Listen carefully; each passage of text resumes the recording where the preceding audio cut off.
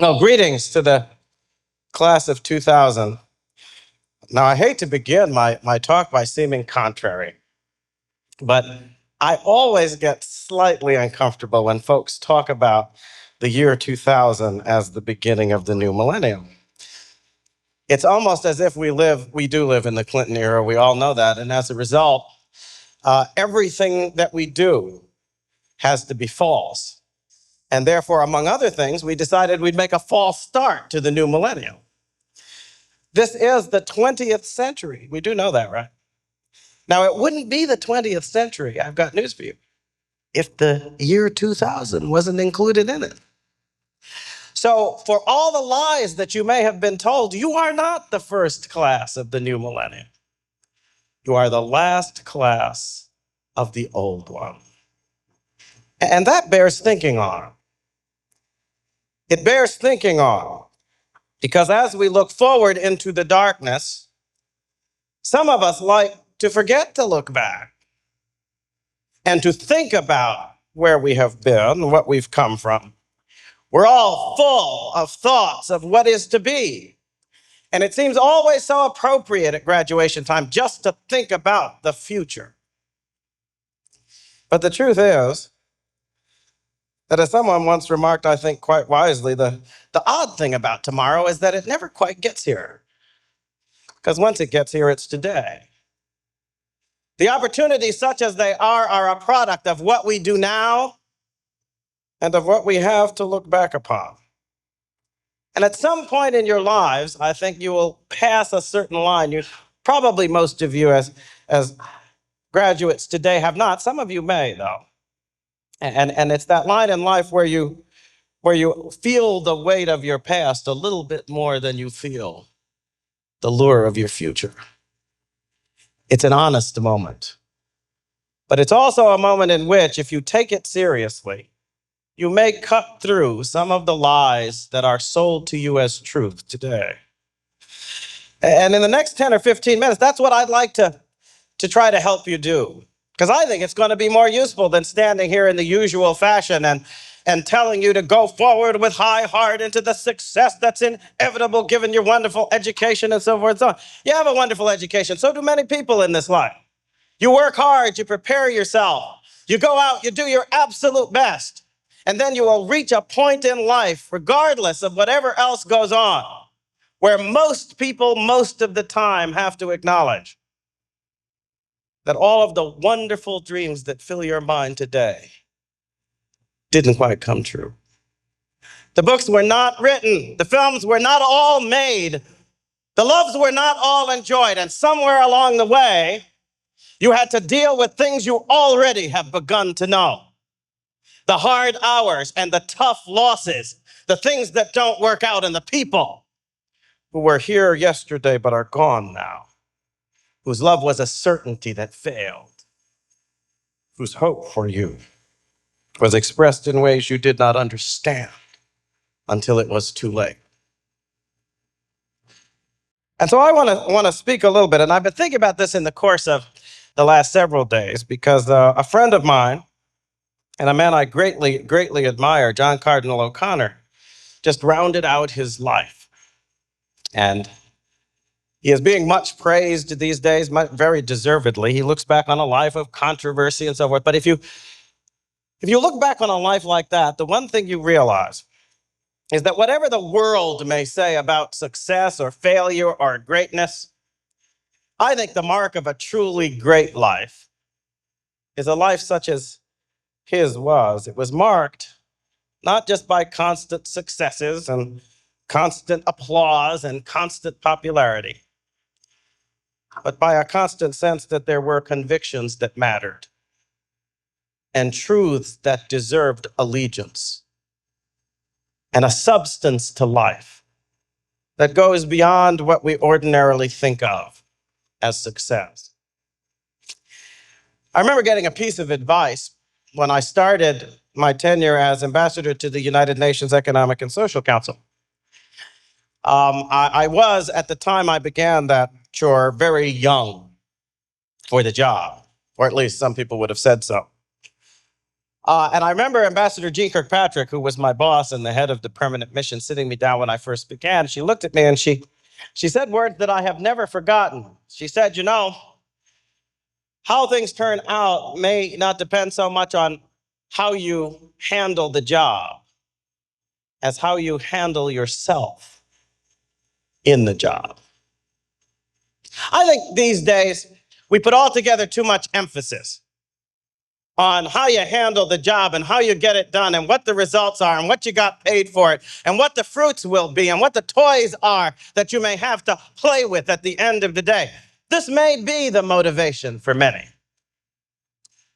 But the thing that always grieves my heart when I look out on a graduating class and think about that is that for the folks for whom that is the key motivation, there will be a handful who stand at the pinnacle and enjoy the wealth and all of and the rest will be disappointed. Because we're not, most of us, going to grow up to be Bill Gates or Donald Trump. It's not in the cards and it couldn't possibly be. Some may fail, others will enjoy a modest success because that's what ordinarily happens to the mass of human beings.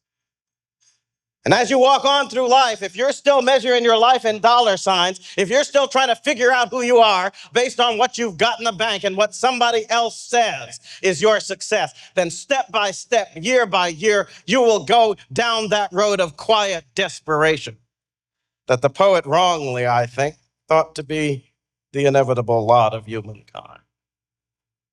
But it doesn't have to be that way, see? If you remember that sometimes it's not just what you do in life and what you achieve in life. No. In the course of all of this, you're doing more than producing a result here or there, doing a competent job, having a little fun and so forth. You are becoming someone. You are building a character. You are becoming an idea of human worth. And when all is said and done, when absolutely everything else is stripped from you, at the end of it all, when you must contemplate, as we all must do, that moment when everything in this material and temporal plane that you have built and cared about and worked for will come to dust. That idea may be the only thing that looks as if it will survive.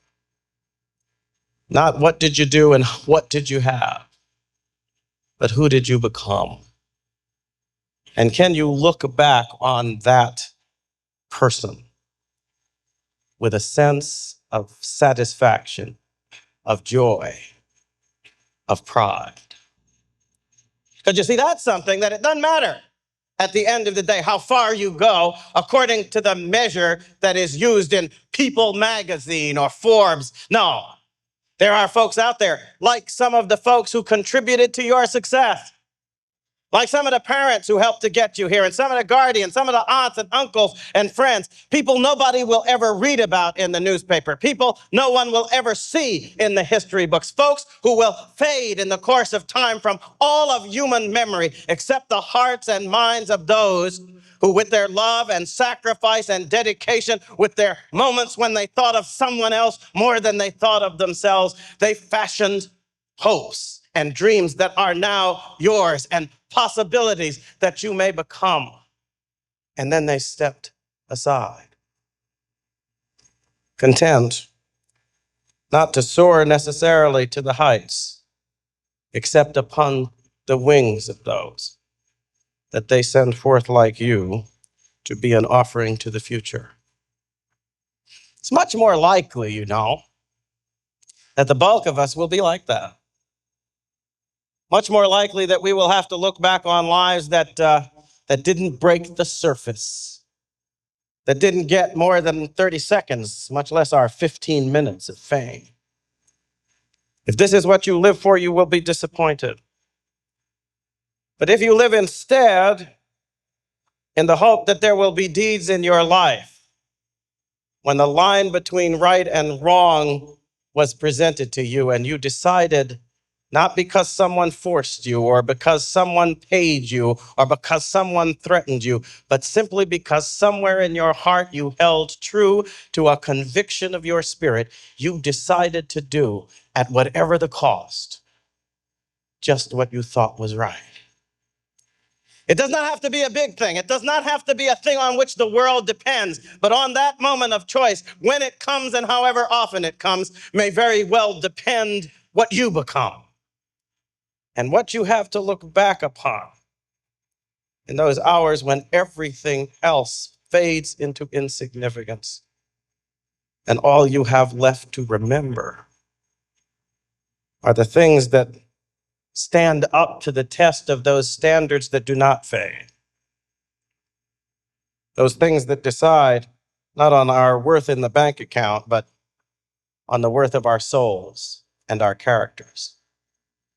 Those things in the end that are judged not just by the eyes of men that pass and colleagues who will disappear, but by those eyes that see with the force and power, call it by whatever name you will, that lasts through all the ages, that sees through all eternity, and that weighs things up, not by the puny measures of our hopes, but by the true measures of what is good and right and just. I think if you can stand up to that test, then it's very likely that your life won't hold any real disappointment. Because unlike some folks, I can't stand up here and say, well, just go out, dream as you please, and everything will happen. Success will be yours. All you got to do is believe in yourself. So this is not true, you know. You can believe in yourself all you like. You'll still fail, some of you. But in the midst of all of that, in the midst of all the things that go wrong and don't come out right and don't quite measure up to what you had hoped would be the case as you sit here today, if you are able to believe in something more powerful, more important, more permanent, more true, more good, more just than you are, then you have some hope of real success. Then you have some hope that whatever the world may say, you will become that which is deathless and which is worthy of the immortality that in the faith of many is the promise of our humanity. I deeply believe that we live in times when we altogether too much forget this. Our eyes blinded by the sunshine of our own material success. But even for our nation, you know, these times won't last. Nations have their ups and downs, their good times and bad, their travails as well as their triumphs. We meet these things with the resources of our spirit. Those resources that we call upon when the bank account is empty, when the military might fails, when the depression hits, when the times are bad, when the friends desert.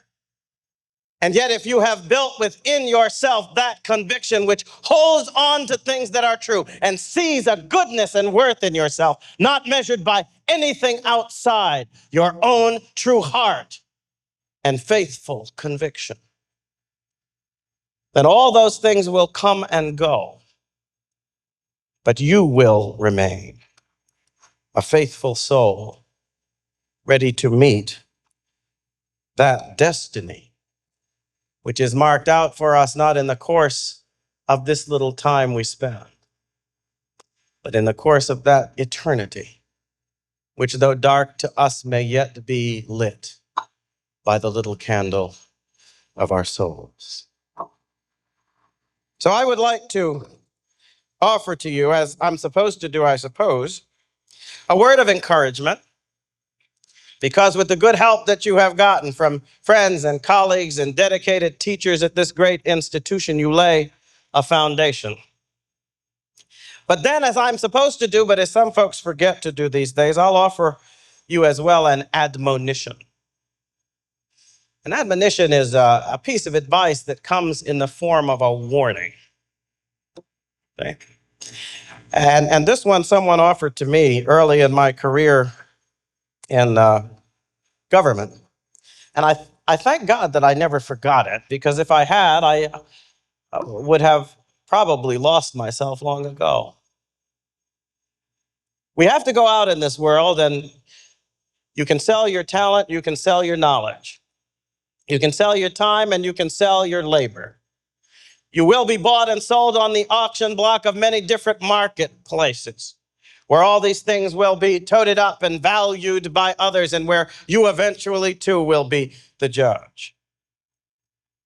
But if you are willing to follow my advice today and remember nothing else, then just remember this. There's not a single thing on offer in this all too temporary world for which you should ever sell your soul. Hold on to this.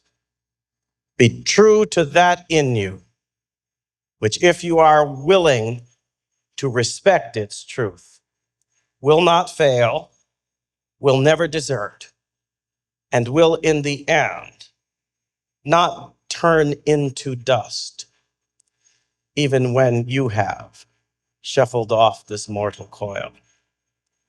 For I think that there is a light in us, a little spark of God's divinity. And if we husband and shelter its truth, then we can make it into a light that glows beyond the edges of this time, to light a path to others in our families, in our nation and the world, but also to be a light whose spreading ripples in the voids of time we cannot calculate, and whose ultimate fate we do not know. In some sense, I think, this is a home we can build for our humanity that lasts beyond anything else that we can hope for.